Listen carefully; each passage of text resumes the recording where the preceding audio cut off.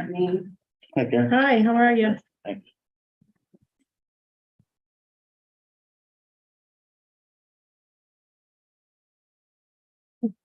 Yes, I've got one other item at the end, which we're just gonna make mention. Mark has dropped down to part-time now. Yeah.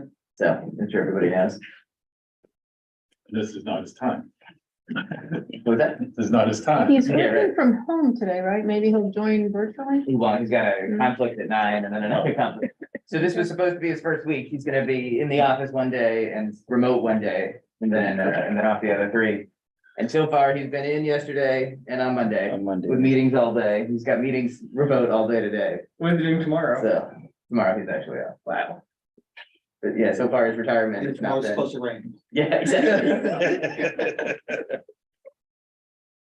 Yeah, not going quite as he planned. I've been a little too busy.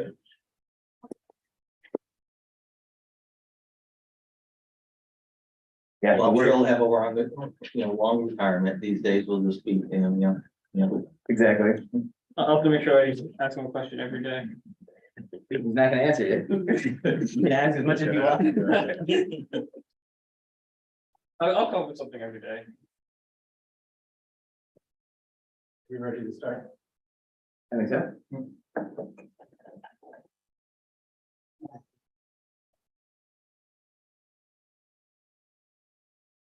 Good morning, everybody. I guess we can do a roll call first, and then we'll do a pledge of allegiance. Ray Rogozinski, City of Bristol. Kevin Ellis, NVCOG, transportation. All right, Rich Donovan, the Director of Transportation Planning with NVCOG. Karen Svets, transportation, regional transportation engineer. Desiree Blanchard, communications firm, NVCOG. Tayo Lale, transportation planner, NVCOG. Elliot Warren, transportation planner, NVCOG. Paul Benovich, town engineer of Watertown. And who's on virtually? You want to just read them or? We have Sheila O'Malley from City of Ansonia. Here. Brian Nestorak from Seymour or Oxford. Both here. James, Jim Stewart from Naugatuck. Kevin Tedesco from CTDOT. Drew Backlund from NVCOG. And Josh McCart from NVCOG and Aaron Boudre from NVCOG. Oh, and Stephen Mans from the town of Butler. Okay, I do the pledge of allegiance. I pledge allegiance to the flag, United States of America, to the republic for which it stands, one nation, under God, indivisible, liberty and justice for all. Also, Glenn Clark from Thomaston. Good morning, Glenn. How are you? We're doing good. A public comment? Anybody from the public comment section? No? Approval of meeting minutes. Meeting was contained within your packet for our last meeting, which was March 1st. Is there a motion to approve? So move. Is there a second? I'll make a second, Sheila.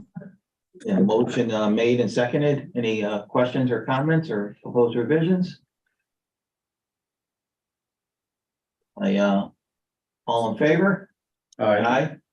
Motion passes. Aye. Item number 2, transportation planning, lots of financial plan update from Rich. Yeah, so we have no new lots of projects to bring before you today, so this will look very similar to the last meeting. Just a quick update on where things stand, just a little more than 122 million total in the program at this point. We have had a couple of projects move into construction in the past few months, and we expect a few more over the course of the summer. We're excited to see we'll probably hit 75 million in projects either moved to construction or completed before the end of this year. And if you go forward one, so a quick look here. A couple of points that are still true from the last meeting. This does not take into account the expected increase in lots of revenue. That'll be for our region somewhere between 1.5 and 2 million. We expect after the end of this legislative session. We again hit a over program scenario in the beginning of fiscal 26, so July of 2025. But we know that with project delays and with the increased revenue we expect, we're not particularly concerned that that'll be an issue. We have seen quite a few new project applications come in, and for some pretty exciting projects. So it's definitely a good time for the program, and we are, we will be working with the department on a couple of things with it. The first being the return of funds from completed projects. We're still trying to get some kind of an answer on that. It's on everybody's mind. We're up to 6.5 million in outstanding funds that should be returned to the program, but haven't been yet. And then the other piece is, they have been talking for a long time about trying to do more to publicize the program. They have yet to do so. But, we think that the towns are doing really great work with this money, and it should be something that the department is putting emphasis on. So we will continue to publicize the program, and we encourage each town to do the same, but we're expecting some cooperation from the department on that at some point. And I happened to be in a meeting with the commissioner, and the commissioner indicated that the governor's budget had increased, funding for lots of, and at what levels was it increasing? So they match it up to the current STBG level, the Surface Transportation Block Grant Program, which is the program was originally designed to be a 1-to-1 match with that, which ends up being somewhere between 1.5 and 2 million for our region per year. And then, just a question that other communities, may have, like one of the entities that I answer to is the Board of Public Works, which is made up of the mayor, 3 councilmen, and 3 laymen. If I wanted to have a, NVCOG come and just give a very brief presentation on lots of, to them, would that, it'd be an evening meeting, would that be possible? Absolutely. We would love to come out, and we're happy to meet with city councils or town councils or boards of selectmen or boards of public works or whatever entity within the town you would like to have us speak to. We'd be very happy to come out and present. And if I did that, I would typically, within their packet before the meeting, give like a brief summary of lots of, do you have an existing one that I can just give them? I don't know that we have an existing one, but we'd be happy to put one together. I don't know if you know the answer to that. There's one already. That I know Yeah, but we'd be very happy to put one together. We could do a short, 1 or 2 page. We could Yeah, include some of the financial tables just so they can see what the program looks like. of. We could pull stuff out of the DOT guidelines, because I think they give a bit of an overview in the Exactly. beginning. Okay, Yeah. I'll talk to you offline, and then, certainly anything you give me, will probably have some value to the other communities, yeah. Absolutely. Any questions on this item from anybody? If not, just moving on, Waterbury Branch Line Station Platform Replacement Project. Yes, thank you. Good morning. So we received 30% plans from the department. They sent out notification letters to each of the towns along the Waterbury line that are getting new stations. This would be Waterbury, Beacon Falls, Seymour, and Sonia. NVCOG, we took a look at the plans, made some comments, and we're starting to meet with the individual towns. We met with Beacon Falls yesterday. We're soliciting comments from all of them. We want to bring this to the town's attention because the letter can sometimes not explain in the best way what is actually happening. We're talking like $10 million stations in each of these towns, 350-foot platforms, canopies, real-time rifle boards, and a lot of other amenities. So if you haven't sent us comments yet, you can always send us comments, and then we'll be meeting with you individually to talk in person and go over the project. We're hoping to get these in earlier so the DOT can actually incorporate them into their design as opposed to later in the project. And this project's moving really quick, right? Yeah, so some additional background on this. Even though it's happening in these 6 towns, it's relevant to the full region. The department is going to be replacing every station along the Waterbury line with high-level platforms to accommodate new rolling stock that will not include, that won't be able to accommodate low-level platforms. We are the last low-level platforms in the state, and so we're excited to see these get replaced. And through a variety of funding sources over a couple of different projects, all 6 stations are going to get built hopefully around the same time. And so it'll be a significant improvement for certainly for the towns that have stations, but all the way up and down the valley. And so right now they are hoping to get construction started, or at least demolition of the existing facilities started in somewhere around the spring of 25. So of course, I'll take any questions regarding this project at all. Any questions or comments? Thanks for the information. Vehicle miles traveled reduction strategy, Rich? Yeah, I'm going to just go forward on to that. So the, another important piece here, the department several weeks ago released, a document detailing a strategy to achieve their vehicle mile reduction goal. The goal is to reduce VMT, by 5% over 2019 levels by 2030. This document was prepared in accordance with Executive Order 2103, which was an environmental executive order meant to impact air quality and water quality. And one of the requirements in it was that the department create this goal and a process to achieve it. So we did a thorough review. It's a very short document they put together, and decided that what we would like to do with it is prepare a response that details all of the efforts that are underway in our towns and in the region now to help them achieve those strategies. The couple of goals being, we would like to show that we're working with the department on this effort. Similarly, we want to make sure the department knows what we've done or are intending to do already to achieve this, or to achieve their strategies, to work toward their strategies. We believe it sets us up well to receive some extra attention and hopefully some additional funding as they move forward with implementation of this plan. And so while I would have loved to show a draft of what we would like to present today, we've only had this for a couple of weeks. We haven't quite gotten there yet. But we would like any input from any of the towns who would like to. If you have anything that is active transportation related, especially pedestrian and bicycle enhancements in and around downtown areas.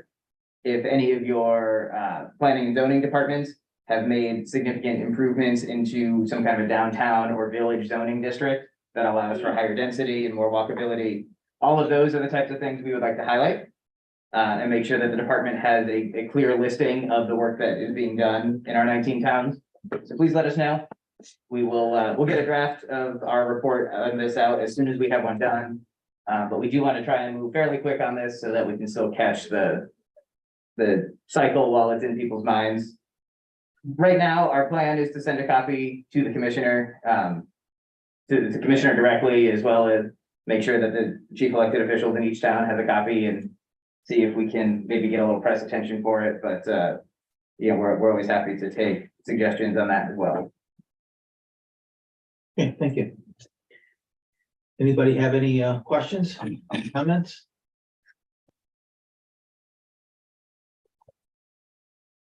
Just moving on, grant opportunities, I assume someone other than Mark? Yes. So you guys are gonna be tired of hearing me talk now that Mark's not here. We just want to run through a couple of programs that are open right now. The community connectivity program, I'm sure you're all familiar with, many of you have used it already. The solicitations are open from now until early summer. We've heard that it is likely solicitations or responses from this year are going to be used for awards over the course of the next 2 years. And so if you have a concept or a project in mind, but aren't sure that you want to move forward on it right away, we suggest you submit an application anyway. You have the option, or you should be able to have the option to defer for another year if you'd like. But we do encourage towns to submit something in the cycle. We are available to provide assistance if anybody has an idea and would like some help with it. And I'm sorry, I forget offhand, I believe it's a bigger number this year than in past years. I want to say last year or the last cycle, it was just about 3 million, and this year it's 10. So it's a pretty significant bump. And there's been a lot of support and a lot of success in this program. And so there's anticipation of making it more permanent rather than on an individual allocation basis. And who's the best contact for NVCOG if we do have a question? Reach out to Elliot. And Elliot will be able to provide specifics based on the current NOFO. So for Bristol, we received, 2 grants. We will submit for this. I guess we have to submit paperwork saying that we finished our first one, which we did. And once again, just in case somebody else has the same, question for us, we have completed a handicap ramp assessment. And probably would put our grant application, instead of doing sidewalk sections, which is what we did in the past, probably just handicap ramps, so. This does NVCOG have an opinion if we submitted a sidewalk connectivity grant just to do handicap ramps? I think that's a fantastic idea. ADA compliance is increasingly an issue that's being looked at by the department, as well as by nonprofit groups and advocacy organizations. And so the sooner towns can bring their public spaces into ADA compliance, the better. And we would absolutely be in support of an application that would support that, or that would do that work. Anybody else have any question on any of the grant programs? And just to run through a couple of the others, Safe Streets for All is open right now. Last year, we were told that they were looking for regional applications. We submitted a regional application. They only awarded municipal applications, more or less. And so this year, the guidance from this governor's office has changed. They would like planning can be on a regional level. And so we as NVCOG do intend to submit for a planning grant to update the region safety action plan and come up with a more in-depth prioritization list. But we encourage towns who have projects that might be eligible for this program to consider an application. The main piece of feedback we received after our application last year was that they would like to see a very clear connection between crash data and the proposed improvements. And so if you have a concept in mind, please either take a look or let us know. We're happy to take a look at the crash data repository and verify that there is an existing safety issue at that location that is eligible under this program. Reconnecting communities and the new neighborhood access and equity program. So we also submitted an application for the Reconnecting Communities program under IJA last year that was not awarded. We intend to do so again this year. But this program and neighborhood access and equity, which is a similar program under the Inflation Reduction Act, will provide money for either studying or construction of infrastructure to mitigate the impacts of existing transportation facilities. So, you know, highways through town or ramps that interfere with pedestrian connectivity. You know, we will certainly be looking more carefully at this one. The NOFO for this hasn't come out just yet, but we know it's coming up. And actually, if I may, there's two other programs that are not on this list that I just mentioned. The Community Investment Fund from DECD has just hit again. They are really looking for, or they say they're looking for transformational type projects that can be either into municipal space or some kind of a public-private partnership. And we're happy to share more information about that program. And then the last one is the Carbon Pollution Reduction Program, which is another new program authorized under, I actually forget if this one is IJA or the Inflation Reduction Act, but either way, we will be, this program is being administered on the MSA level, but Metropolitan Statistical Area. And so it's basically the old counties.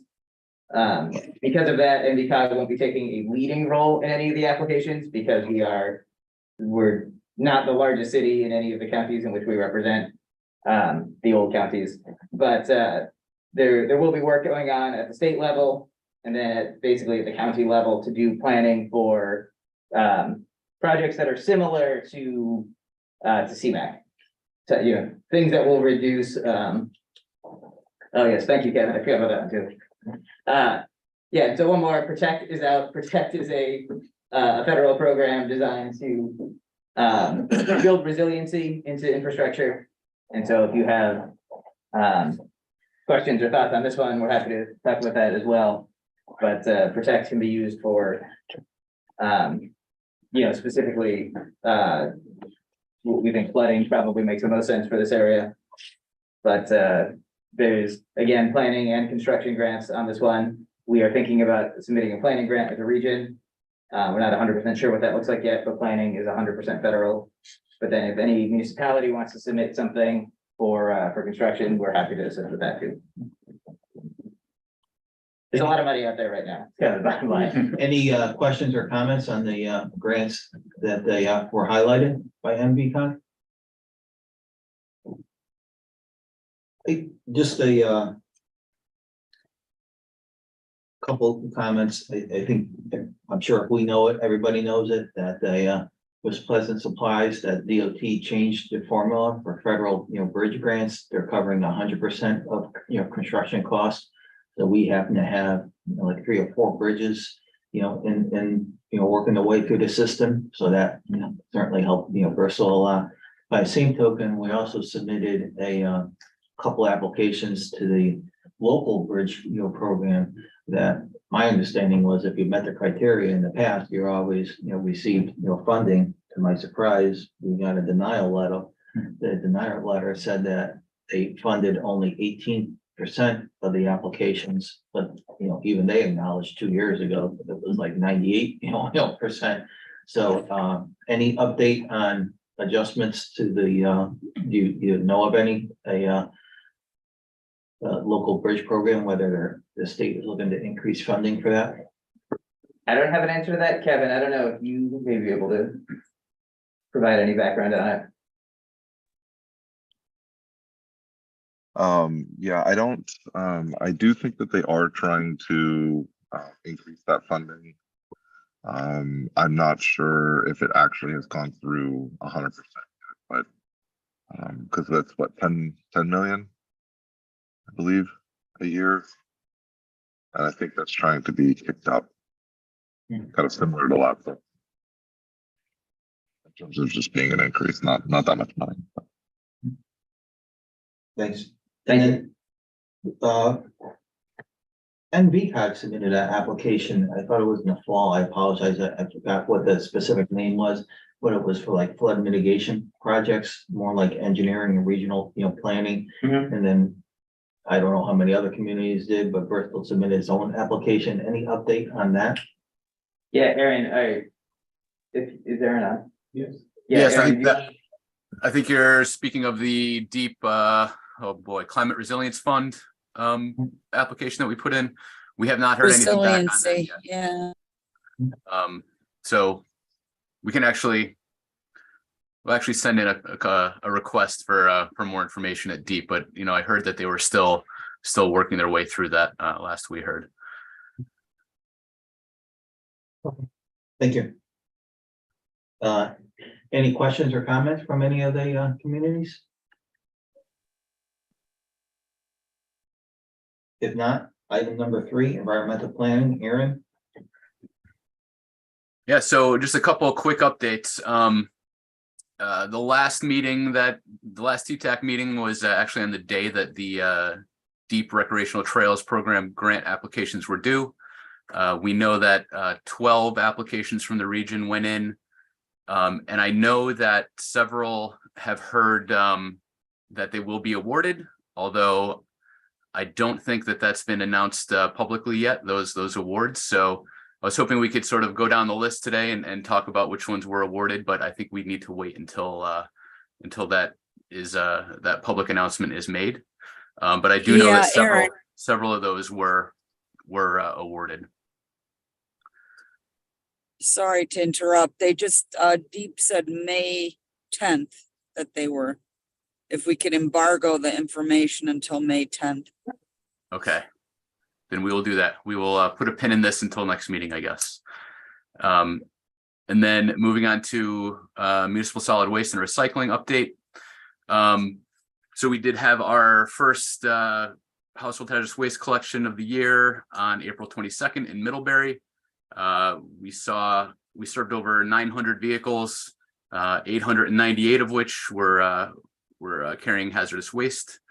It's one of the best attended events that we've had, certainly in Middlebury. And the next event is going to be on July 22nd in Oxford.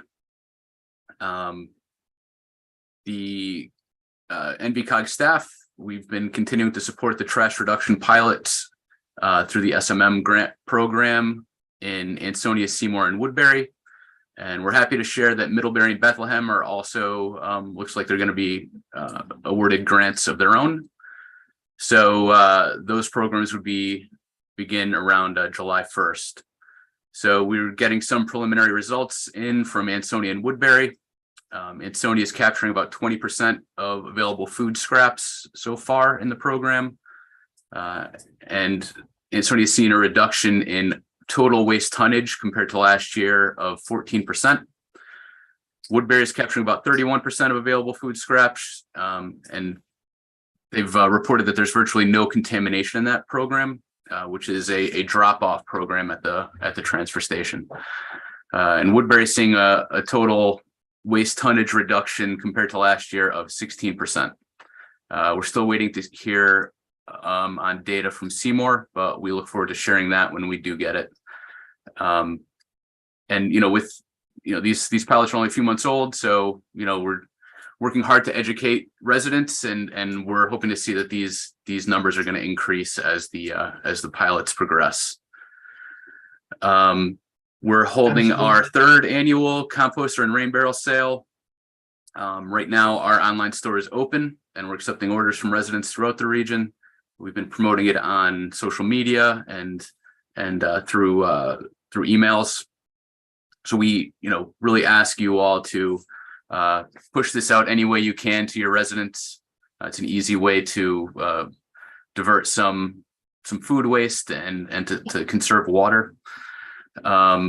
So our pickup event is going to be this year at the former Sears Auto Center parking lot in Waterbury on May 13th from 1 to 4.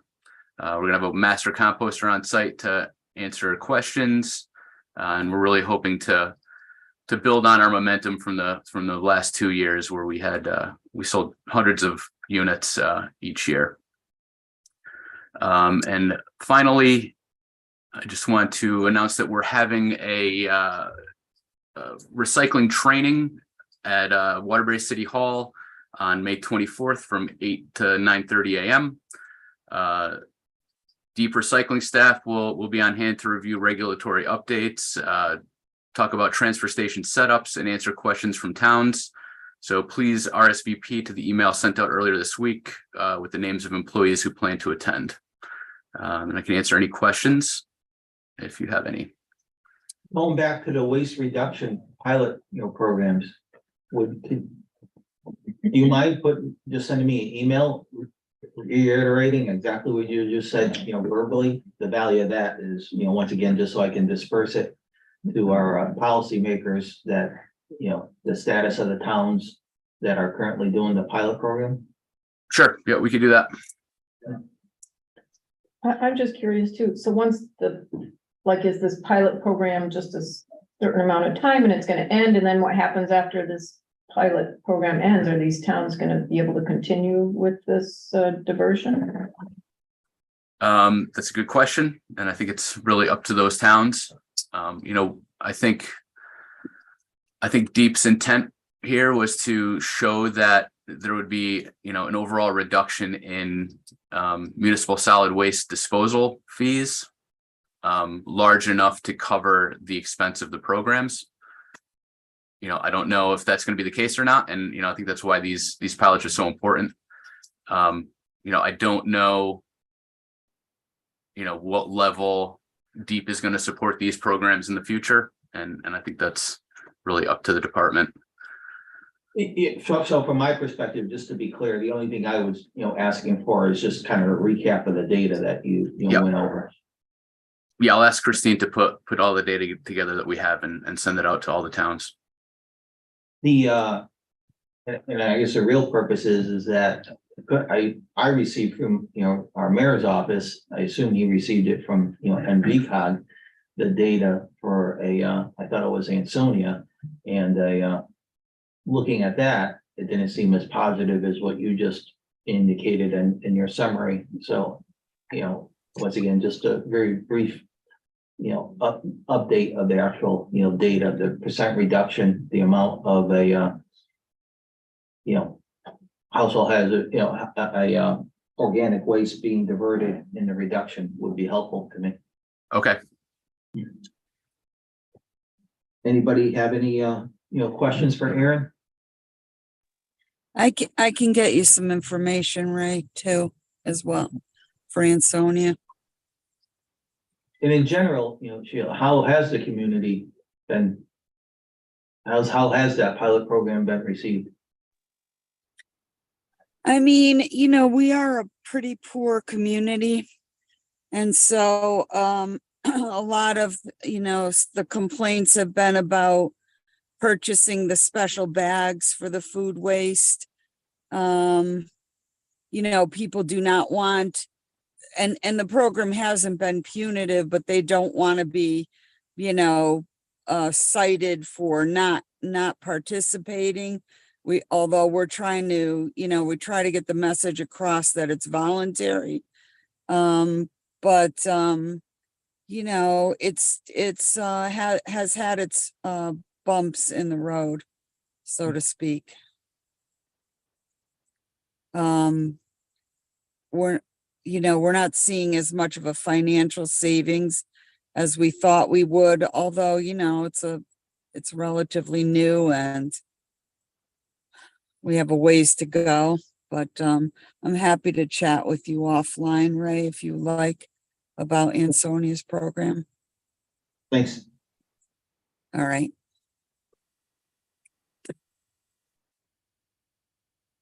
Anybody have any questions or comments? If not, emergency management update. Yeah, so I did not put Joanna's online, so I can quickly speak to this. Oh, she is? Okay. Well, I'm here. I got my technology to work. Perfect. Thank you. What I'm doing right now is I'm putting in the chat a link to how to register for these flood awareness workshops.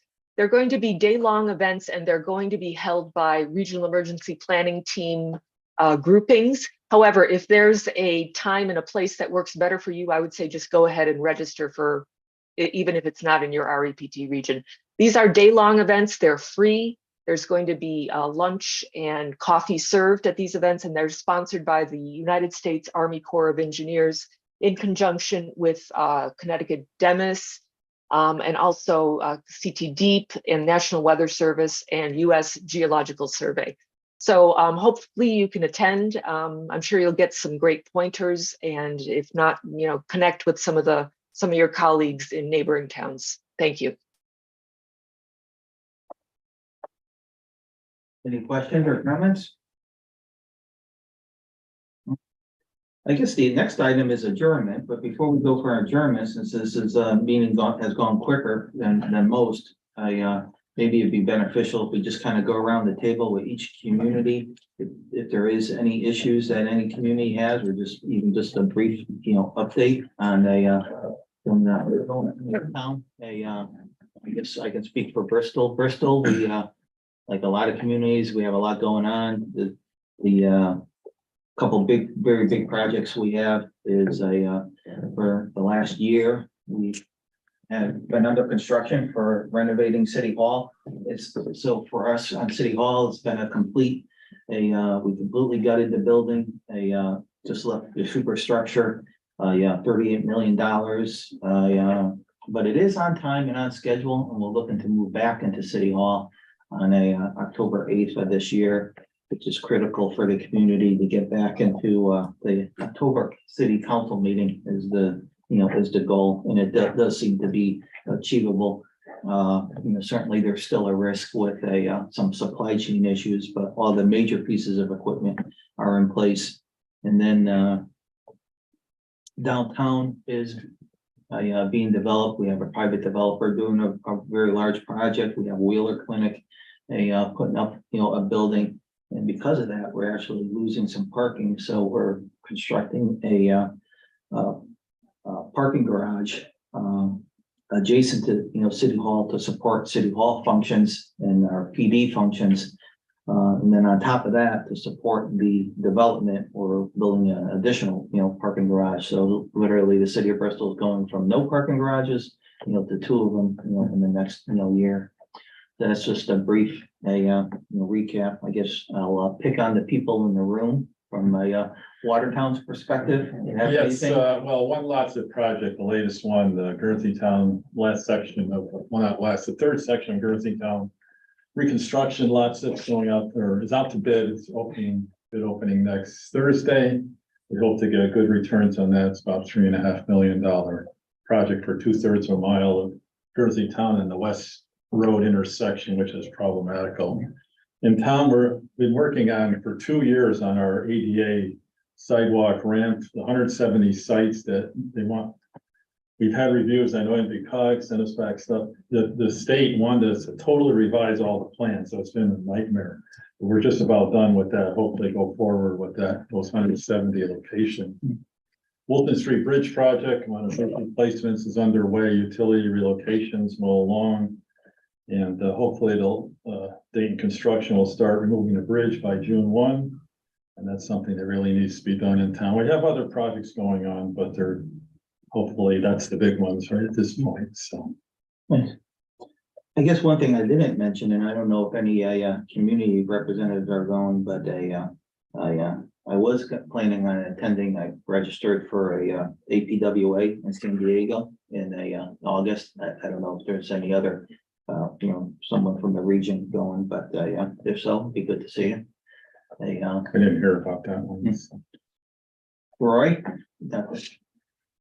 update on life is good in the great city of Waterbury. We did get notification that we got a rec trails grant for the Mad River Greenway.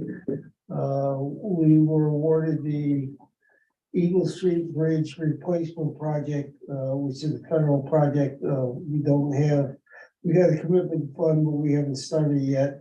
DOT has got a new process whereby they will handle all the design too, upon request. So that's kind of interesting. Haven't worked with that before.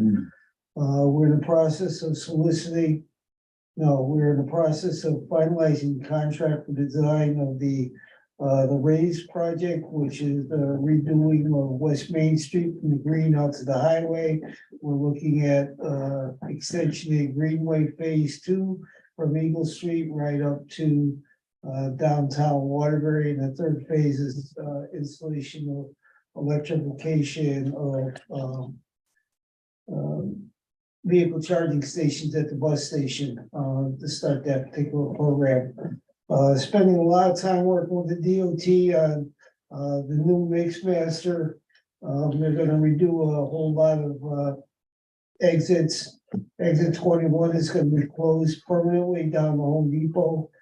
As part of that, they're gonna redo Grand Street, South Main Street, Freight Street. Gonna do a lot of downtown as a result of the increased traffic. They're also looking at redoing, or as an early project, Route 8 southbound, where you're coming into Watertown Avenue. They're going to eliminate that tunnel there and actually tee up the exit interchange with Robin Street, the hospital. So there's a whole lot of highway changes going to be coming on 84, which is going to have a significant impact on the region. Mark Nielsen was at the presentation the other day, so he's pretty familiar with it. Those are a few of the big ticket items we got going on. is there a preliminary plan that you can share with the communities? Once again, maybe just email it to everybody. We have the presentation materials they sent to us, so yeah. Yeah, all of their concepts, and then the process of eliminating those concepts is on the project website. We can send that up. Oh, I'm sorry, Rich was at the meeting too, so yeah. Yeah. So they haven't nailed down the actual concept that they're going forward with? Not yet, no. No, so what they're doing right now, the planning and environmental linkage study, the goal is to take a whole bunch of options and narrow it down to a few options. So that when they go through NEPA, they only have to look at a few options. So they're gonna come up with a shorter list by the end of this year, it seems, and then go through NEPA over the next 2. And then you just wanna, if you don't mind, can you just go virtually calling all the communities, just if they wanna give a brief update of what's happening? Seymour, Oxford, Brian. Good morning. For Oxford, we finished up finally, I think the punch list items for Hawley Road. That was a Lots project that started a couple of years ago. There was a couple little punch list items. They finally finished that up. So that's closing out. I haven't heard if there's any specific ways to close out these projects yet, but certainly let me know how we do that. They also had. Sorry? That's an ongoing issue. DOT has not done any closeouts on any of the projects, and we've been nagging them about that. So stay tuned. Okay. If you find out, let us know too. Yeah. Oxford, I wasn't involved in this, but they also got bridge program approval and Dutton Road. That's all finished up. That was a 1-lane road that they changed over to 2-lane, came out really nice. So that's just about done. There's a handful of sidewalk projects that they've got grants for, and those are in process. And we just submitted a lots of application for Chestnut Tree Hill Road, which is a collector that connects Route 67 to Route 42. And we're currently putting together all the data for the DOT application. So that should be coming through in the next month or so. As for Seymour, Holbrook Road is a lots of project that we started last summer. It's on schedule and on budget to complete probably about the end of June. The contractor is Guerrera Construction. They're doing a pretty good job. And like I said, everything should be completed. No big surprises there. And we put in a lots of application for Clinton Road, which is a collector that connects Seymour and Ansonia.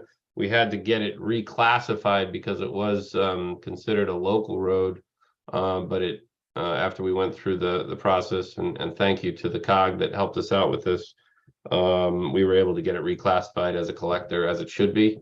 So that's an upcoming project as well. That's probably enough for me. Happy to answer any questions. Thanks. I'll just note, I mean, it's nice to hear about the contractor and if they're doing a good job or not, because you know, that's all good information for all of us. Thank you. Sure.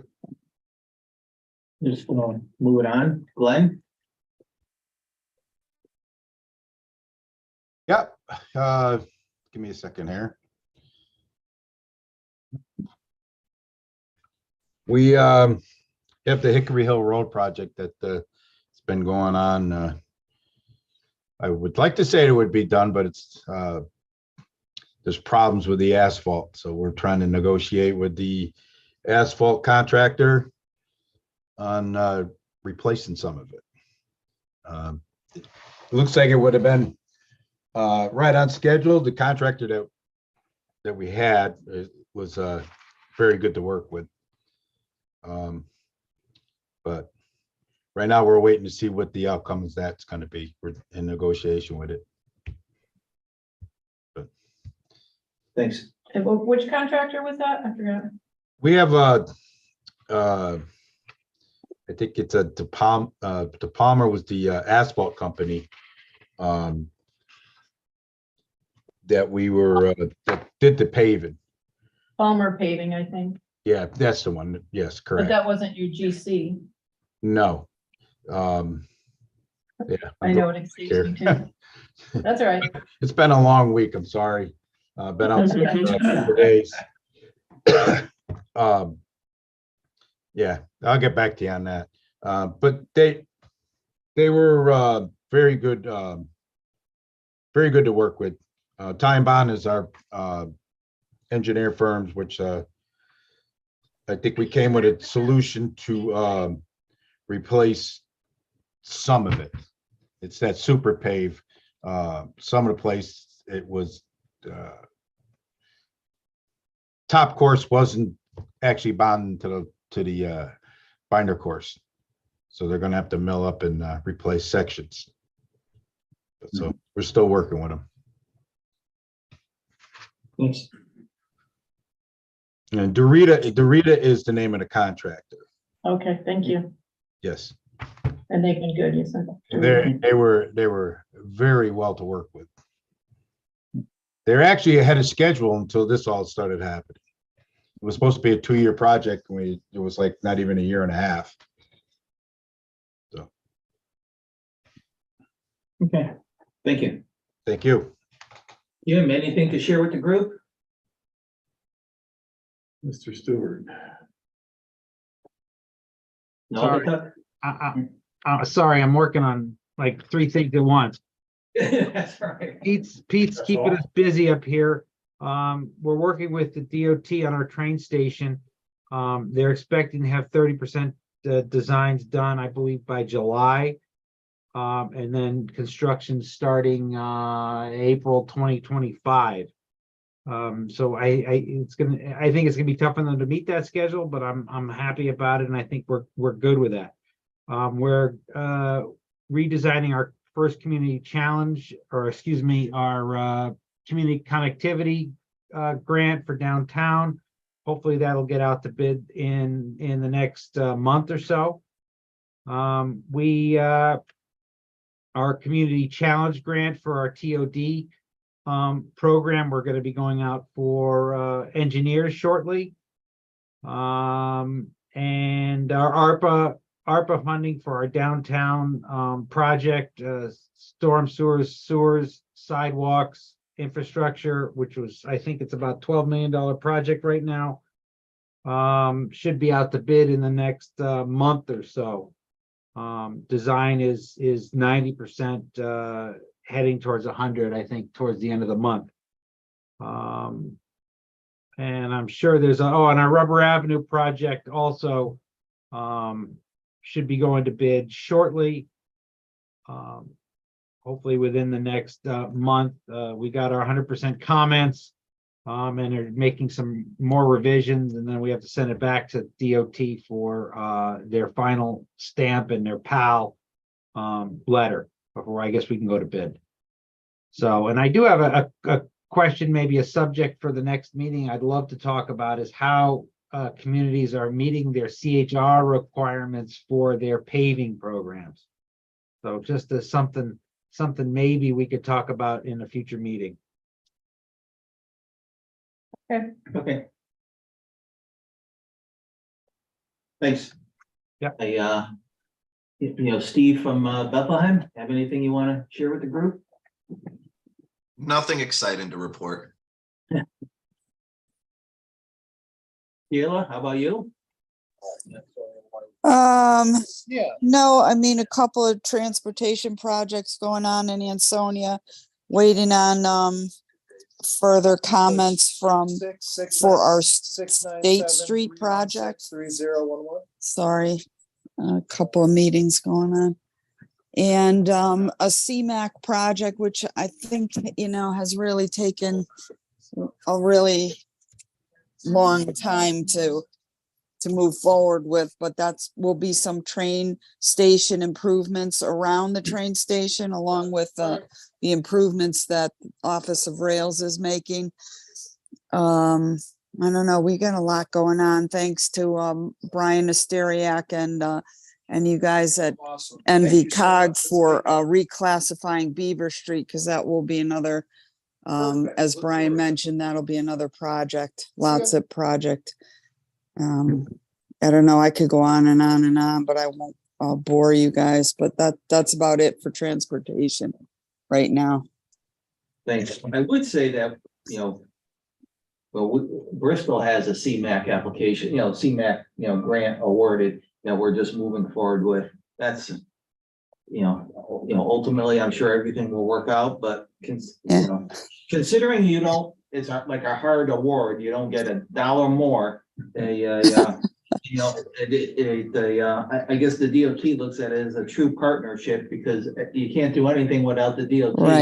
Right. But then, so it takes 3 months to get anything done, Well, it's been 2 years, so I mean, I think, I don't like to move projects that way, but whatever.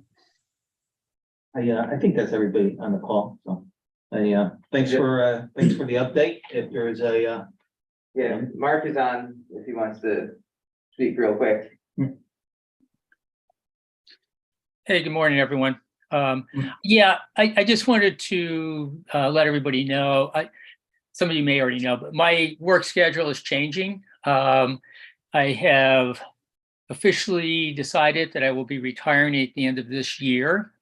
It's been a long time coming, but in the next, throughout the remainder of the year, I'm going to be on a sort of a reduced work schedule. I'm probably going to be working 2 to 3 days a week and transitioning over to Rich Donovan taking over all my former responsibilities. So I just want everybody to know. I mean, I will be still available, at times, but on a somewhat reduced work schedule. So it's like I said, it's been a long time coming, but it's so at the end of the year will be my final my final go around.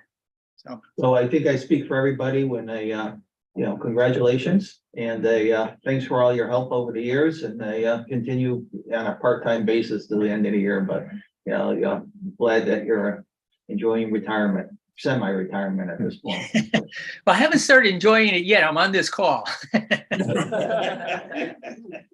But no, thank you, Roy. And like I said, it's not a hard and fast transition. I'll be working as needed in some cases if something comes up, and my services are sort of needed on a more full-time basis, and I'm going to be doing that. It's Rick has been good about just maintaining sort of flexibility. So with all the federal grants coming out, there could be a lot of work that we're going to be pursuing over the next few months. So, but I'll be around to help out on that. Thank you. If I could, Mr. Chair, just real quick, I just want to touch on some legislative stuff very quickly. I know we're ready to adjourn, but probably by your next meeting, because the session closes June 7th, I should have some pretty good information for you as it relates to things that are going to impact your individual communities. Yesterday, there was a very robust conversation about concrete, for instance, and giving preference in the future to low carbon concrete as is made at that urban mining facility in Beacon Falls. And that's really teetering right now. I think there's not necessarily support from DOT. A lot of legislators are trying to push that and create a market for that. So there's a lot of things like that there's still a big dog and pony show happening in Hartford this time of year. By the end of this month and into early next month, I think you'll start to see real dollars attached to some of these things, and whether or not these bills are going to have legs or if they're just, again, dog and pony show type of stuff right now. So I hope to have a pretty robust update for you, certainly in writing, that'll let you know, hey, these bills are coming down the pike. They're going to affect tree trimming, road projects, bridge projects, and all the things that are relevant to this group. So we're kind of gathering that, myself and Jack de Oliveira from our team, who's really focused on some of the transportation stuff. But just so you can expect a really nice update, hopefully next month, and it's certainly at the latest in July once all the dust is settled. Okay, thank you. Look forward to You're it. welcome. Cheers. If there's nothing else to add, is there a motion to adjourn? So move. There's a motion made. Is there a second? Second. Okay, all in favor? Aye. Aye. Aye, Yep. Thank you very much. bye. Thanks, everybody. Bye, Julie.